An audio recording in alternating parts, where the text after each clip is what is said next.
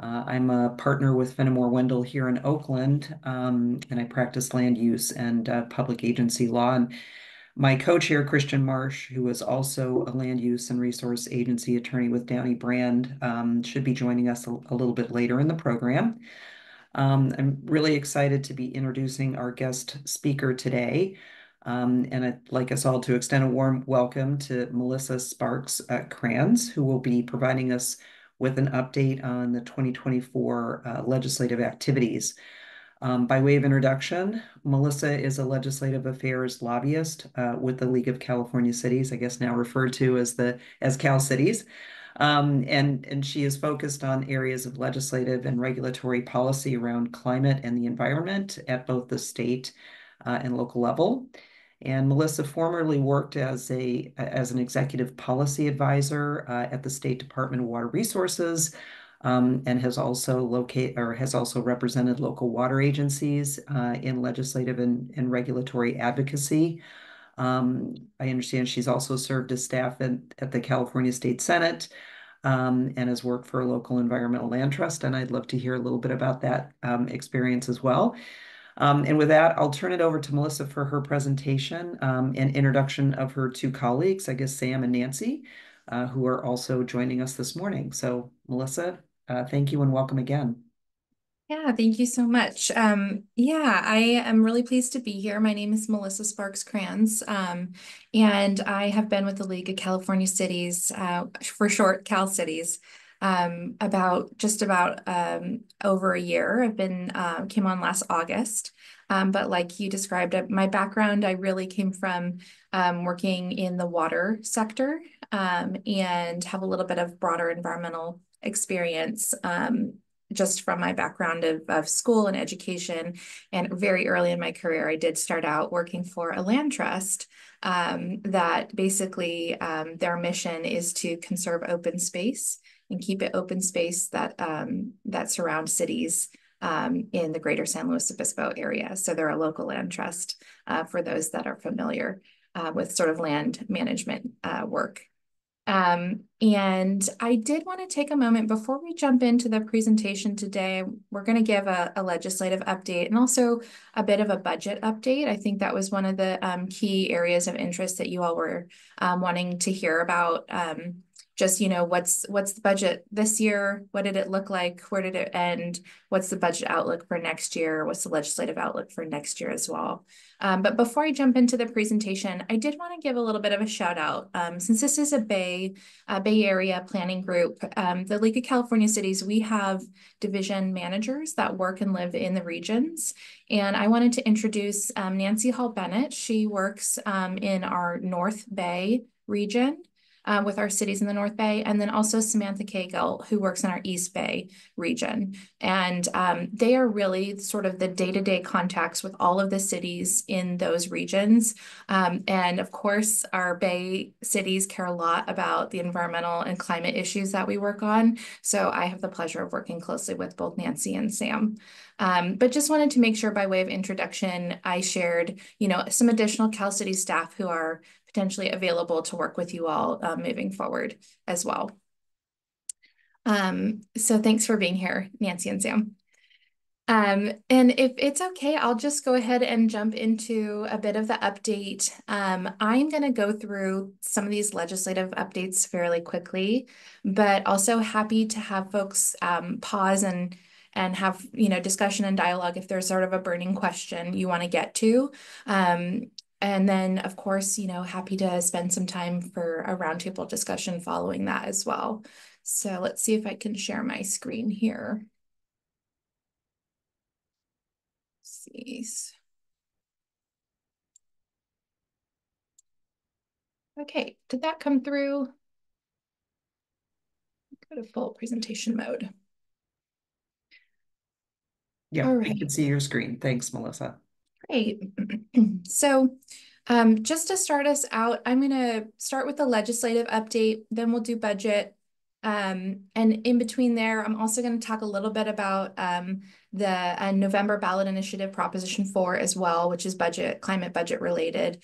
And just wanted to make sure we add in all sorts of updates for you all. If you have been paying attention to all of the activities that are going on in Sacramento, it's quite a bit. So here's the distilled version.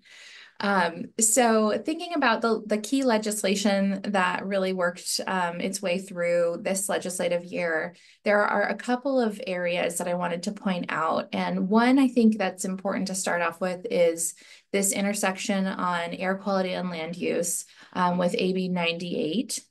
This bill actually came in very late in the legislative session.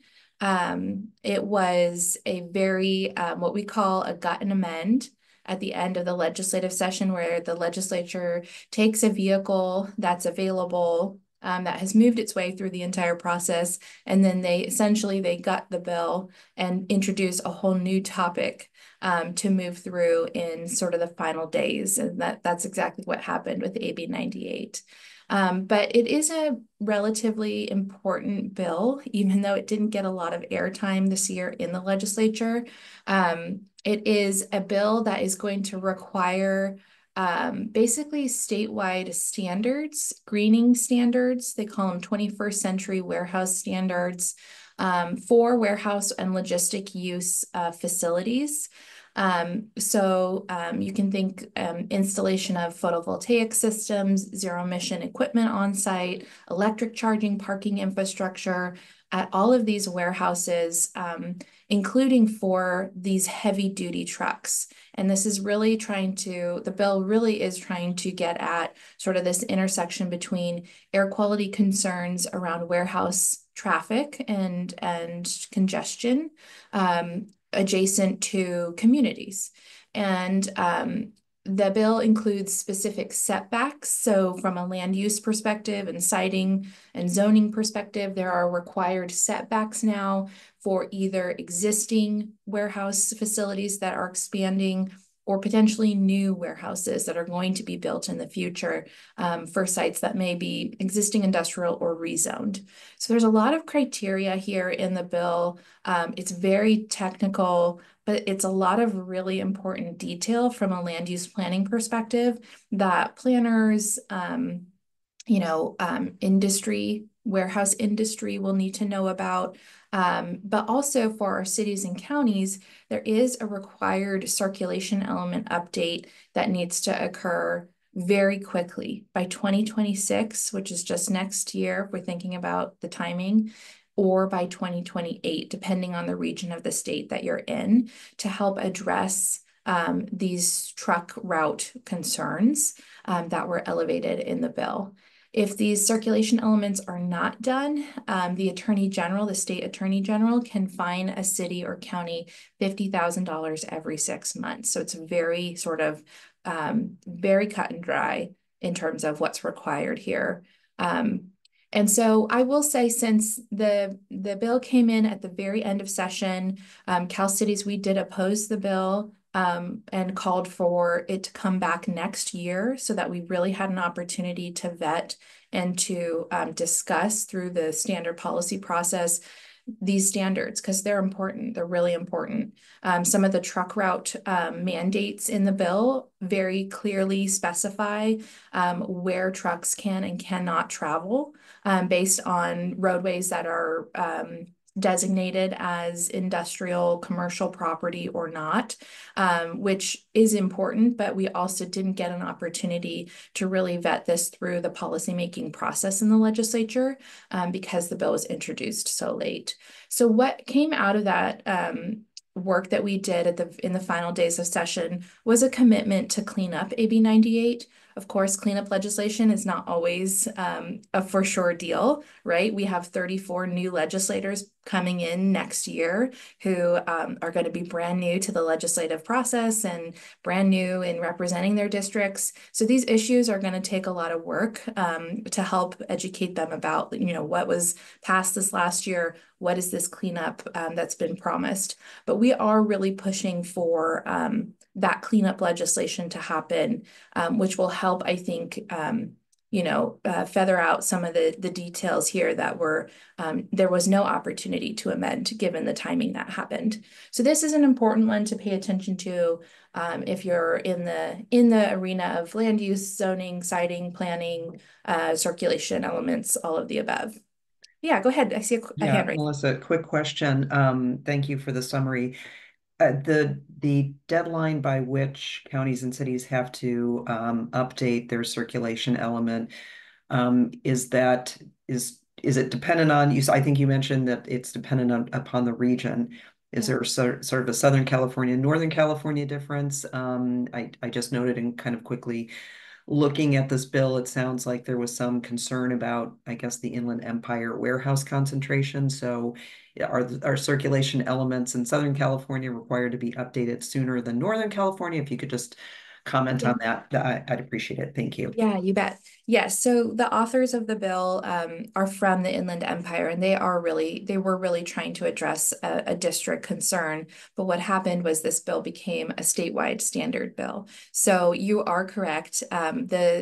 The cities and counties of San Bernardino County and Riverside County, and the cities in those counties are going to need to complete that circulation element by January 1, 2026. The rest of the state has until January 1, 2028 to complete that circulation element. I will say one of the things in the cleanup legislation that again is not promised, but is going to be worked on this next year is an off-ramp for those that aren't cities or counties that aren't planning for new or expanded warehouses.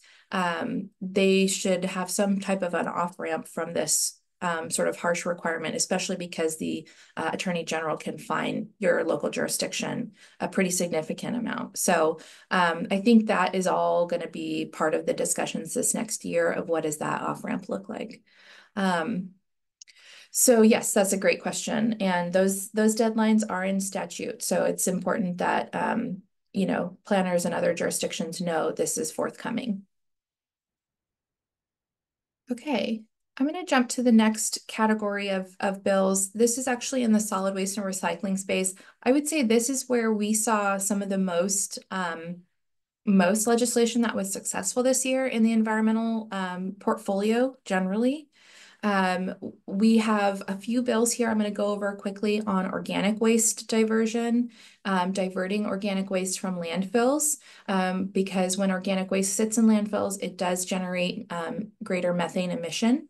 And so there's been this push over the last several years. Probably many folks are familiar with the term SB 1383 from 2016, which is sort of the state's goals around reducing methane emission from landfills and organic waste. So AB 2346 by Assemblymember Lee really tries to create more flexibility in how the procurement targets are designed under SB 1383.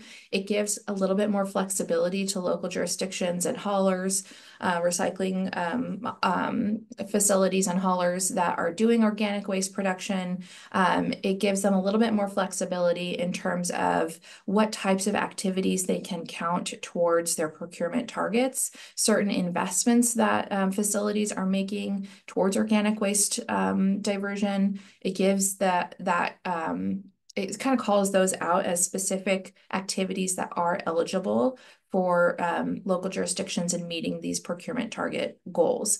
I think this is really important because we're at a phase in the organic waste program generally that CalRecycle is starting to look into their enforcement evaluations. They've notified a handful of jurisdictions already this year around needing to respond to CalRecycle and their sort of inquiries around how they're performing, how they're meeting these procurement targets. And so those evaluations are going to continue and become much broader statewide, but at least they've targeted kind of this initial group of about 25, 30 jurisdictions that they're starting to do compliance evaluations on. So creating these a little bit more flexibility in the law, I think will be beneficial because there is a lot of good work going on around organic waste diversion. I will say there was a couple other bills related to organic waste. SB 1046 by Senator Laird actually requires CalRecycle to develop a programmatic EIR, Environmental Impact Report, under CEQA, and to allow for local jurisdictions to tier off of that if they are interested in siting small and medium compost facilities to help with the operations and processing of more organic material. So this bill was signed into law. We had a request for signature on this bill as well, generally supportive of the state making an investment to do a programmatic EIR so that local jurisdictions can tier off of that. And then another solid waste and recycling bill that was successful was SB 1280 by Senator Laird. This is actually going to require that, or I should say prohibit any propane cylinders from being introduced into the market if they are not reusable and refillable. And so this is area where oftentimes we see these sort of 1 pound propane cylinders tossed in the trash can, tossed or illegally dumped, and cities and counties are often the entities that are responsible for clearing hazardous waste, making sure, it's sorted in the right bin. But to now require that these need to be reusable and refillable will help reduce that sort of waste that's introduced into our waste cycle. So CalRecycle is going to be required to adopt regulations for the implementation of this bill. So it's going to be a pretty big shift. And it's going to be something that's, it was definitely a key measure that Senator Laird was really interested in making sure got through this year.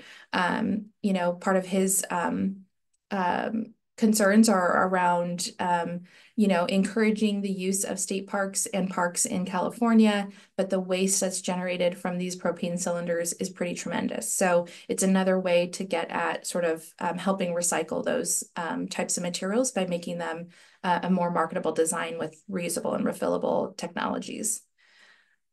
And then a few additional legislative bills I wanted to note. There was a lot of work and discussion around SB 1053.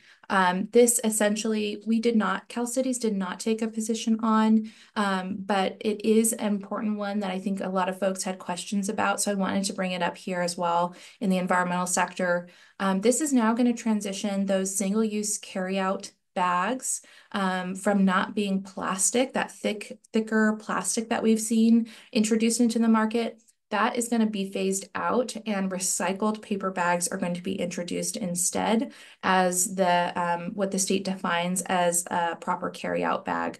And there are going to be sort of recyclability thresholds that need to be met to ensure that paper bags are the recycled can be recycled. And I think it was a problem that had been elevated over the last several years, just that these thicker carryout bags were intended to be reusable.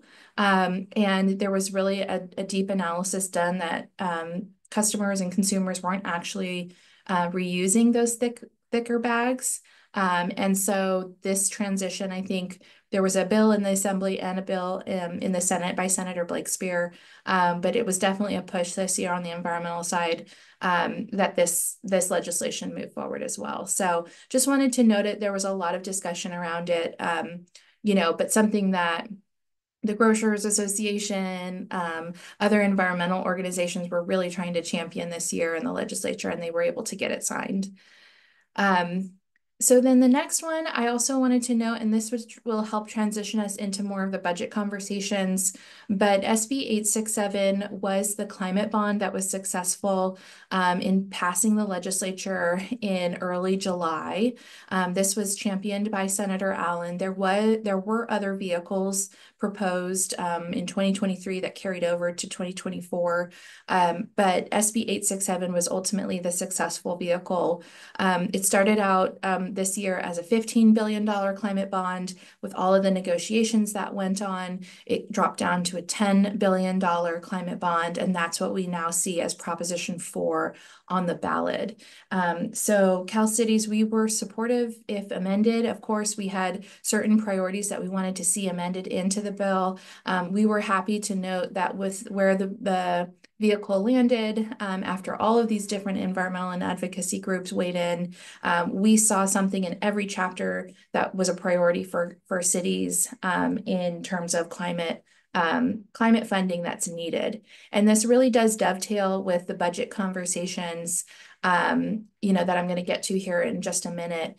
But each of these areas, you can see there are 8 different chapters in the climate bond, and these are the total sub amounts for each of those chapters. And there's a lot of detail in here in terms of the programs that are maybe existing programs that are going to get an infusion of funding if Proposition 4 is passed, or potentially new programs that are going to be propped up. I would say for the most part, we're seeing an infusion of funding going into existing programs, but programs that cover a very wide spectrum of, issue area. So you have water, that includes everything from recycled water, water infrastructure, groundwater recharge, stormwater, wastewater. There's all sorts of funding packed into that 3.8 billion chapter. We see wildfire preparedness and forest resilience, 1.5 billion, coastal resilience, which is a key one probably for this group if you're interested, really checking out that coastal chapter, sea level rise adaptation, mitigation, restoration dollars. There's extreme heat chapter, biodiversity protection. There is a climate smart and sustainable agriculture section as well. And then parks and outdoor access, which I know many of our cities are wanting to maintain and rehabilitate parks and open space, which is really good for our communities. And then a clean air energy chapter. That was the final chapter. And I will say, since I don't have enough time to go into every single chapter here, I wanted to direct folks to a resource that we prepared for our jurisdictions. It's really a breakdown of each of those 8 funding chapters. We walk through every single program that is slated to get funding if Prop 4 passes. We include who the funding agency is going to be, who would be administering that funding. That's typically called out in climate bonds. So, CAL FIRE will be doing fire prevention grants. So we provide those resources in this step-by-step guide that's organized by those 8 chapters. We also have some other resources on our website if you're interested. If you're working with an entity that wanted to take a position on the bond or provide a presentation, we have some template slide decks that walk through the 8 chapters. We also have a sortable spreadsheet by funding agency. I know a lot of time folks are looking for information. How do I navigate, which state water agency is going to do which pot of funding. So you can sort very easily in this Excel spreadsheet that we have. And just wanted to put these resources out there for you to use as well. But the climate bond, I think, was really a big push in July because we had just gotten through the budget deadline, which was June 30th, and a significant amount of funding was reduced in the budget based on climate. So I'm going to go over that here really quickly and just give you kind of the high level overview here of the budget conversations that we had. So you can see here, this table really walks through essentially where we started in January with the proposed budget this year, what action was taken, early action was taken, which is pretty rare. That not often does that happen with the legislature and the governor coming to an early agreement based on the budget shortfalls that we were seeing. We typically do see revisions in May because that's when we have updated information on the budget.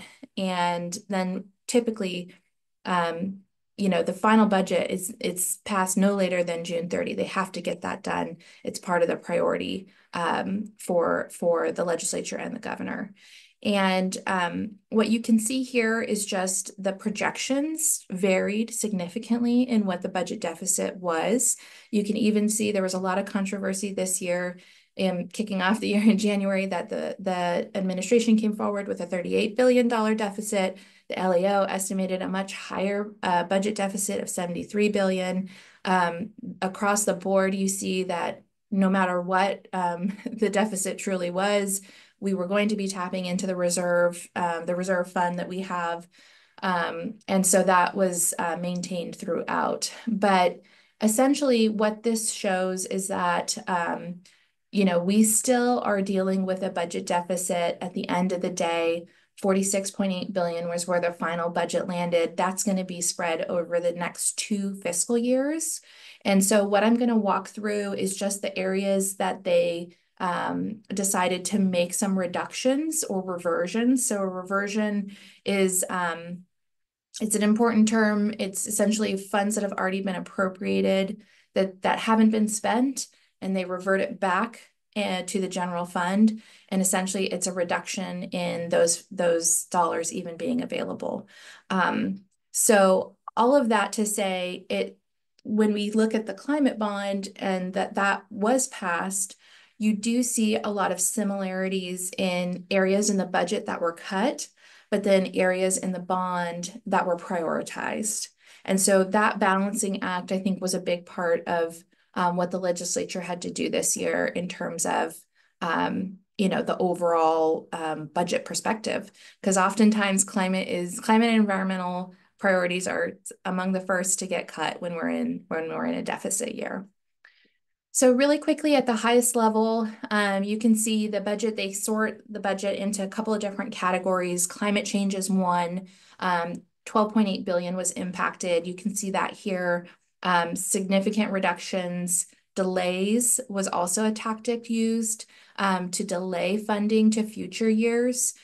So saying we don't have the funds in the general fund this year, we're going to delay it to make sure it's budgeted in a future year. But then also we saw a lot of shifting of funds from the general fund to primarily the greenhouse gas reduction fund. And so this is going to be an area where we're going to hear a lot this next year in the legislative session going into 2025 around the greenhouse gas reduction fund and how those dollars are apportioned, especially given that so much in the climate space was shifted. 5.2 billion overall was shifted primarily to the greenhouse gas reduction fund. So now the legislature is going to need to sort of reconcile that with how the greenhouse gas reduction fund is currently structured to allocate funding. And it doesn't necessarily align with these shifts. And so that renegotiation is what's going to be on the table, we believe, for next year. There's also a chapter in the budget that's specific to natural resources. 1.1 billion was impacted. It's a much smaller amount, but overall, we're looking at upwards of close to 14 billion in climate and natural resource funding from the budget that was impacted this year. One other notable thing that occurred this year, I just wanted to note this for folks. It's something that a few folks have asked me about. Is the Office of Planning and Research did change its name officially and change its structure within the governor's office as part of the budget package this year, which is kind of an interesting move. But I think essentially what was justified in the budget is that Office of Planning and Research does a lot of land use and climate related work already. And I think in an effort to help them with their budgeting and their staffing, they wanted to more formalize this office because it has gotten such an increase in the past several years with the need for more staff, more general fund resources to support the work that they're doing. So they changed the name. It's something to keep an eye on if you follow those programs that they offer, just something to keep an eye on and be aware of as they are moving forward in the next years to come. So really quickly, and these next two slides have a lot of detail on them, but I wanted to really give you the information if you're interested in particular programs that were cut in the budget. This is really the detail that you can find. Those links on the prior slide are going to take you to the full budget package, but these are the chapters in the budget that essentially got those major reductions or fund shifts in this last budget cycle. So it'll be a lot of information, but I'll try and walk through it at a high level, and you can use these slides as a reference for in the future. So first, the wildfire and forest resilience portion of the budget. There were about 140 million in the general fund that was reduced for wildfire forest resilience, and 163 million that was shifted. And you can see here there's sort of a variety of programs, mostly centered around CAL FIRE and the Department of Forestry and Fire Protection, so the Board of Forestry, that operate and maintain these programs. So you can see it's a variety of fire preventative, fire resilience programs that either received reduction, or this fund shift from general fund to greenhouse gas reduction fund, going into future years. On the water side, overall, there was a 1.4 billion reduction in general fund dollars, which is pretty significant. That's why I think in part we see in the climate bond, water is one of the largest chapters at 3.8 billion. That's in Proposition 4 now. There was also about 500 plus million in a fund shift. So shifting from, again, general fund to greenhouse gas reduction fund. But the programs that were most impacted in this budget reduction is the Watershed Climate Resilience Program, the Drinking Water and Waste Infrastructure funding, water recycling funding as well, which includes not only water recycling, but also groundwater cleanup funding. If folks are interested in sort of the groundwater quality side of things, there was a one-time reduction of 500 million in water storage. That's projected for next budget. Again, they sort of are projecting this budget deficit over the next 2 years. So some of it's this next fiscal year, some of it's 2025, 26. There is funding reduction for PFAS. So if anybody's encountered PFAS contamination in drinking water, there was a reduction there of $100 million. And then dam safety. There was also a dam safety general fund item that was reduced. All of those, I will say, all of those are areas that are definitely reflected in Proposition 4. Then on the coastal side, there's about over 400 million in the general fund that was reduced, and a small portion, 64 million, that was fund shift as well to greenhouse gas reduction fund.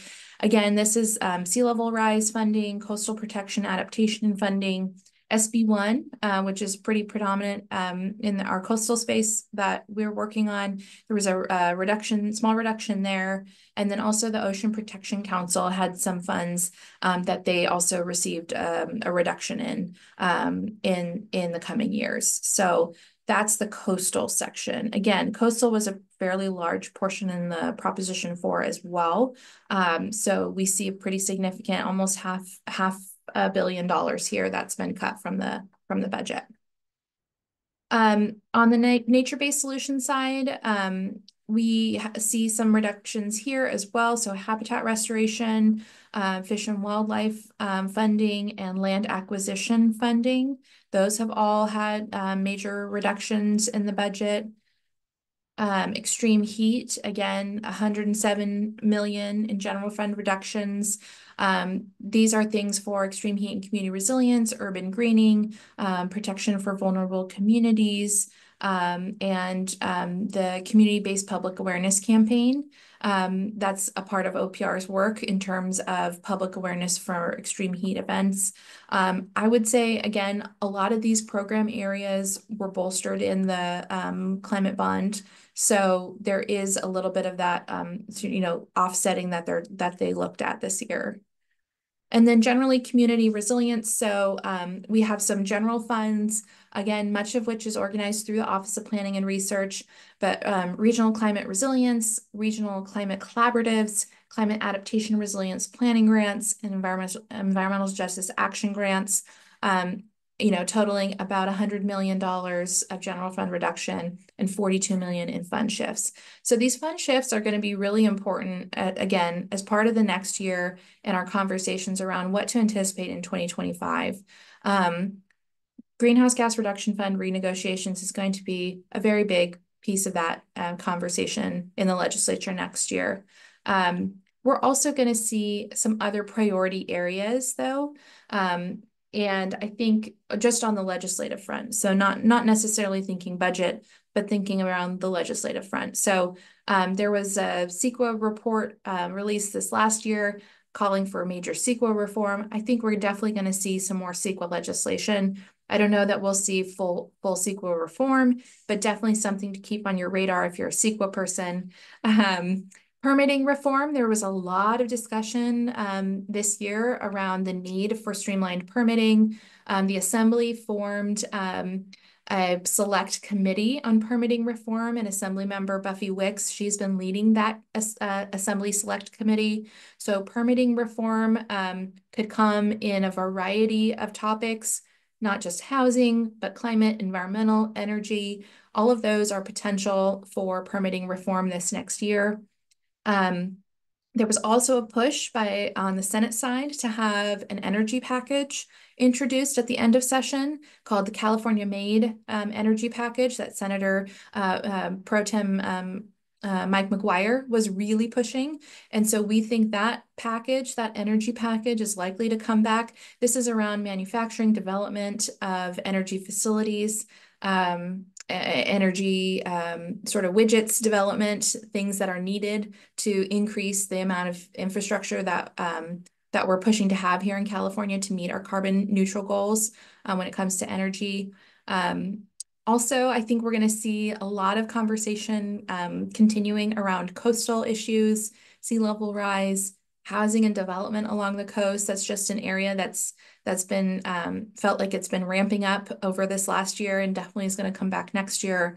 And also in their environmental portfolio is really thinking about disaster preparedness. So wildfire home insurance, there's been a big conversation with the Department of Insurance this year. They've been going through the process of updating their insurance regulations. It's no easy feat, but it is causing a lot more conversation with legislators around how do we help protect our communities, how do we secure homeowner insurance, and how are we managing for wildfire in California, given how extreme it's been in the last several years. So those are just some topics to anticipate thinking about our environmental space for next year. And I'm happy to pause here and answer any questions. Okay, thank you very much, Melissa. Let's see. I don't know if Christian, great, Christian. Oh, you're on mute.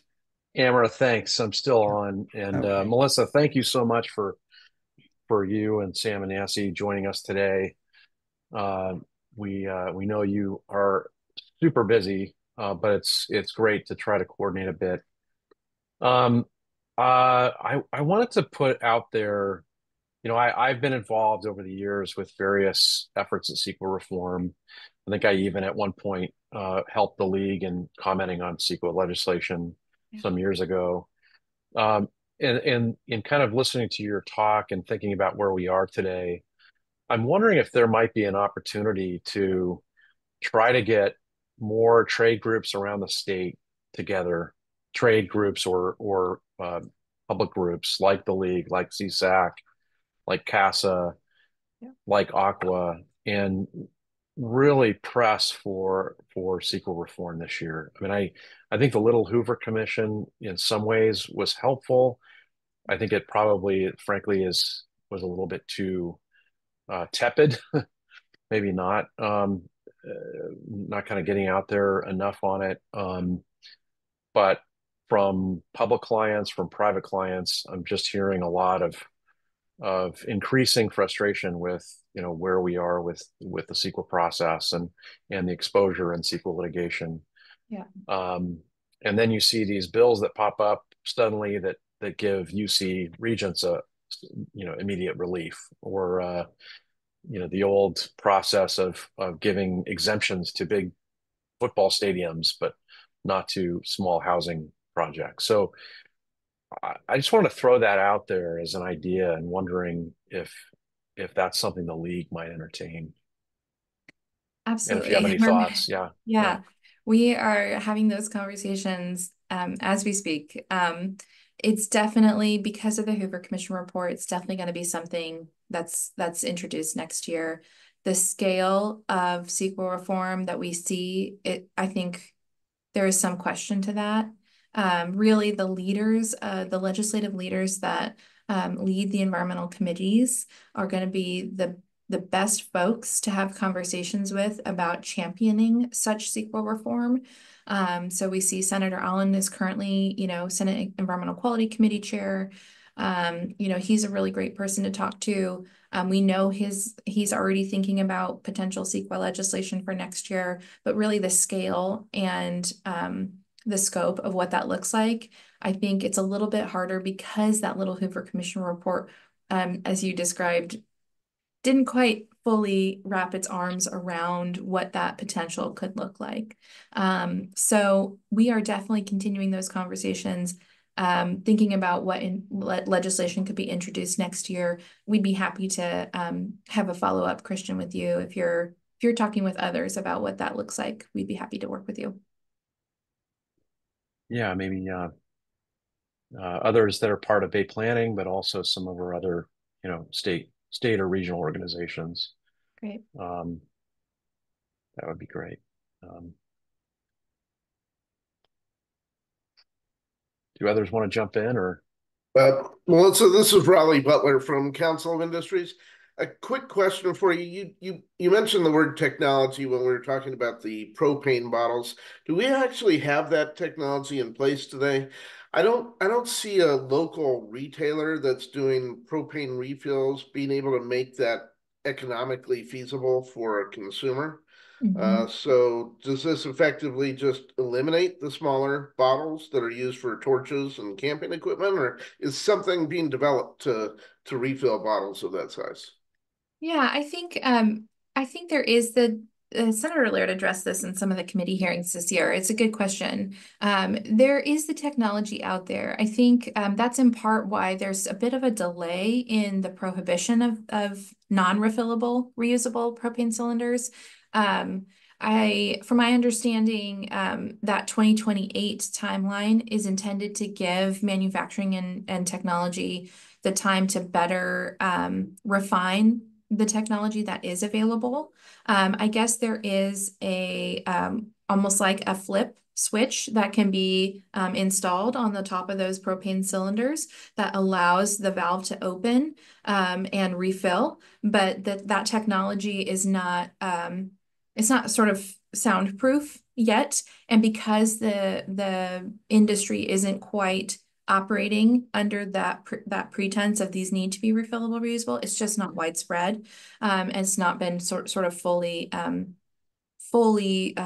designed to be foolproof, right? And there is some hazard in that, right? You have to be very careful. These are technically explosive material. So it is important that the technology and the manufacturing side have the ability to kind of better develop the solution there. And Senator Laird was very, I think, understanding of that. But that technology is somewhat out there already, and he wants to see that really advanced. And that was the intent. So I guess my question is what's being looked at? Is it self-serve or is it efficiency gains for a retailer that is performing the refueling? Yeah. Refilling. I don't know that it is intended to be self-serve. Rather, certain facilities can accept the propane cylinders, and that they can be reused and refilled and then put back into the market. There was a lot of discussion around, is this like a customer can come to a grocery store and refill it themselves, or can they come to REI and refill it themselves? Like that kind of discussion. I think he expressed the intent to get there eventually, but that basically facilities should be able to accept them if they're designed in the proper way to be reusable, refillable, rather than, folks throwing them in the trash and it causing, fires in our landfills or fires that are challenging to target and put out if it's in a widespread landfill type of situation. So I think that's really the intent, and where he's coming from with that. Okay, very good. Thanks.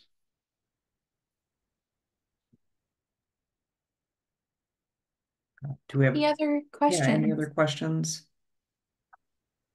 I'll ask another one if nobody else is ready to pop in. So one of the things that's been of a lot of interest in the last few years is housing legislation. I know you mentioned that in your final slide. Um, I'm kind of wondering what the league's position is these days. I mean, that, obviously there's this tension between, cities wanting to have, wanting to retain some of their autonomy, wanting to be able to review some of these projects as opposed to approving them by right.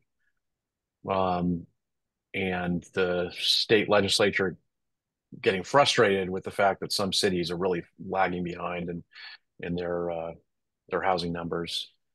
So I hadn't really paid attention to the league's position on this, and I'm wondering if you could talk a little bit about that. Sure. I will say housing's not fully in my portfolio, but I'm Yeah. happy to connect you with the lobbyist that does cover this issue area. Generally, I think you kind of hit the nail on the head. There is this tension still, it remains, between local governments who site and plan and zone for housing, have specific RHNA, we call them RHNA numbers, regional housing accountability numbers that we have to meet in terms of planning for that amount of housing.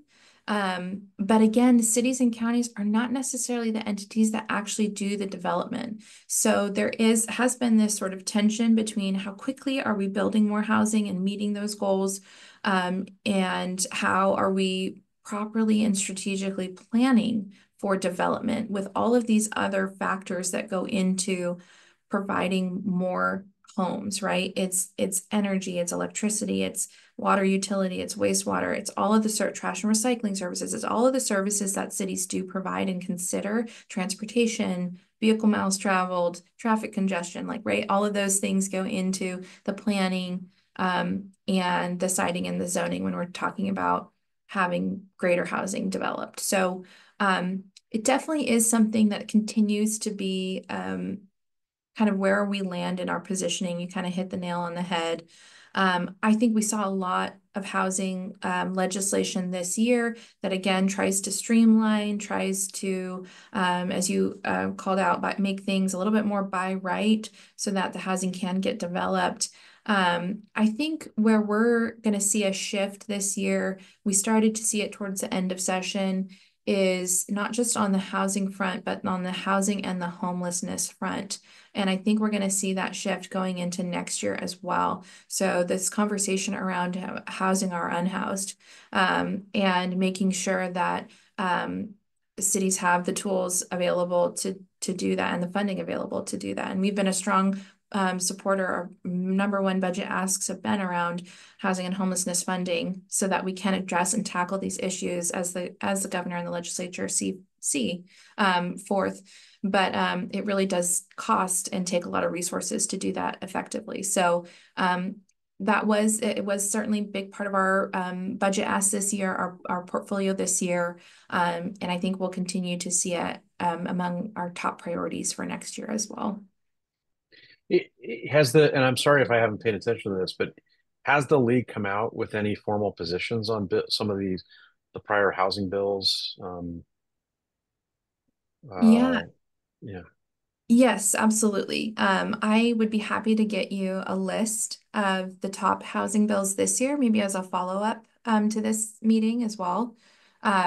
Just to make sure you can see sort of what specific solutions were assigned by the governor, what was Cal City's position on those bills. We make all of that actually generally publicly available as long as you can, if you're tracking a bill, there's an easy way to search our position on our website, on our homepage. Yeah. But we can generate that list for this group if that's helpful. Going into next year, thinking about future legislation where we've been on certain issues, I'm happy to share that. I mean, if you have it handy, I think that'd be Yeah. great. I Yeah. wouldn't ask you to generate anything from scratch, certainly. Sure. I think we could take some responsibility for that, Yeah, sure. but no, that'd be great. Yeah. I have just one very quick follow-up question, and I think we'll thank you very much for your participation and excellent presentation. It's been really helpful. It sounds as though some of the funds that have been either reverted or removed from climate is intended to be backfilled by Prop 4, but I'm kind of curious, how is the proposition polling? Yeah, that's a great question. From so far, from our understanding, it's polling fairly well. It's, I think, covering between 65%, 68% voter approval. So that's a good, it's pretty good for where a climate bond should be. Um, and you know, the budget conversations were challenging certainly this year. I think the trade-off with a bond is that there is long-term financing that comes with with any sort of bond that's put on the ballot. There is sort of the long-term financing that does need to be considered overall, but I think you know, it essentially costs us a little more money to have a bond versus have it in the general fund or other greenhouse gas reduction fund type of you know, accounts essentially that the state manages. But I think the signals were there that climate isn't just a reduction in a deficit year. We do want to commit to a climate bond. And so the legislature really did try to prioritize that. So yeah, it's polling well. We'll see next week how Proposition 4 fares. Great. All right.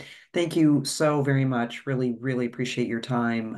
As Christian noted, it's a busy time of year for you at Cal Cities. Thanks very much to our staff for helping get Melissa and her colleagues here. Christian, I think we're moving into that part of the agenda where you're going to provide an update on Casa Mira if we have time. So thanks again. Yeah. So I don't know if Melissa and folks want to stick around for that. You're welcome, but also Yeah, thanks so much. We're happy yeah, to drop off if you guys have another item to yeah, discuss. So thank you so yeah, much for your yeah. time. I'll Great. follow up and make sure you get the resources that you had requested. Great. Thanks so much, Melissa. Really, really appreciate it. Thank you, Thank you, guys. Melissa. Thank you. Okay, so I was going to give an update on the Casa Mira case. Let's see, who do we have left on our agenda here? So a few of the diehards. Folks may have seen that there was a tentative ruling issued in the Casa Mira case. Oral argument is scheduled for December 11th in the First Appellate District in San Francisco. A little refresher, this involved the Coastal Act and specifically Section 30235, which talks about the circumstances under which the Coastal Commission must grant approvals for shoreline protection. Essentially, it's for shoreline protection necessary to protect coastal dependent resources or coastal dependent uses. Or in this case, it was existing structures. And the case really revolves around the definition of existing structures, whether you interpret that to mean structures existing prior to the time of permitting, or is it structures existing prior to the enactment of the Coastal Act, which was 1977. And we weighed in as an amicus, basically arguing that the courts should not defer to the Coastal Commission in its interpretation of this provision, and then it should be read consistent with its plain language, that existing should just mean existing at the time that they're considering the permit. Tentative ruling is a bit of a mixed bag. And by the way, I think the reason why we weighed in on this case is not necessarily because we do tons of work in front of the Coastal Commission. Some of our members certainly do, but it's really kind of some of the broader issues of how you interpret coastal authorities, which certainly come up with BCDC, but also for other statutes at the state level. Little bit of a mixed bag in the tentative ruling, although the central issue, the court is ruling against us, against the homeowners association that challenged this. And by the way, quick facts, homeowners association wanted to build a seawall to protect their homes, which had been built after the Coastal Act, but well before permitting. The Coastal Commission basically denied that, said it was not an existing structure prior to the Coastal Act, so they weren't going to accept it.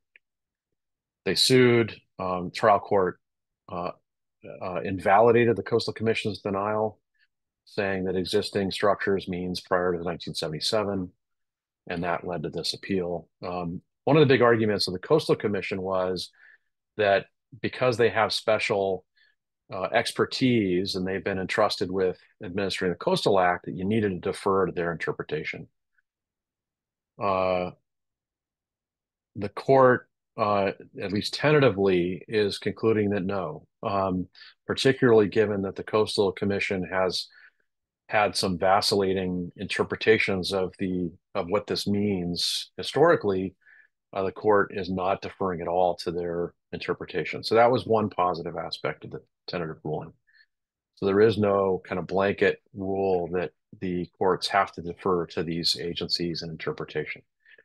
However, the court has said that under their review, and this is de novo review of the statute, that existing structure does mean existing at the time of enactment of the Coastal Act, so prior to 1977, which is going to pretty severely narrow the ability to rely on that section for coastal armoring for anything other than coastal dependent uses. The court, basically acknowledged that while the provision might be susceptible to different interpretations, that in looking at other sections of the Coastal Act and then the Coastal Act as a whole, it really needed to interpret the Coastal Act in the way most protective of coastal resources, which is, of course, the interpretation that the Coastal Commission had supported. So that's, we'll see what the court ultimately does. It's been my experience that once the Court of Appeal issues a tentative ruling, they don't change much. So I think this is probably going to become the final ruling. I would say that one other little bright spot, though, and that is there was a side issue, which I don't think we briefed. I don't think our annex brief touched on this, but there was a side issue about a coastal trail. And the homeowners association wanted to build a seawall along the trail. Staff said, well, we want you to move it a little bit. You can still build a wall, but it's not going to be as big of a wall, and you can move it a little bit. The Coastal Commission actually overruled staff and said, no, in fact, you have to move it entirely out of this area and put it behind the homes. And they didn't, and the commission did not take staff recommendation. Interestingly, the court is overruling the Coastal Commission on that determination, finding that it was not supported by substantial evidence. And so this is kind of a nice piece, because we often have agencies like the Coastal Commission, like BCDC, where a staff member the staff will come in with a recommendation and then the commission overrules it. I've got a case right now in front of a county plan commission where we had this situation specifically. And it's nice to see that the courts will look at that staff recommendation and scrutinize the Coastal Commission or state agency conclusion where it departs. So that was kind of a nice little bright spot too. So anyhow, that's Casa Mira. I'm happy to entertain any questions or thoughts from folks if you have further comments to make. I suspect we'll probably see a petition for review to the Supreme Court, but I'm not sure that this is one that the court would take.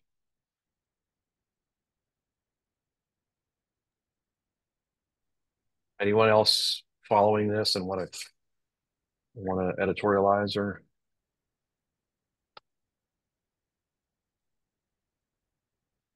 Doesn't look All right, like it. hearing Thanks, none. Yeah. thanks very much, Yeah. Christian. Yeah. Yeah, and I think we'll provide an update to the broader BPC membership after today. So thanks very much for taking the time and providing us with a summary of the tentative. But Cam, Robert, anything else here in the last couple of moments of our committee meeting? No, just thank you both. I thought this was very informative. Christian and I was taking some notes as you were speaking, so I'll send you over what I have as a summary, and then you can just make sure it's correct, and then I can distribute it. That would be great. That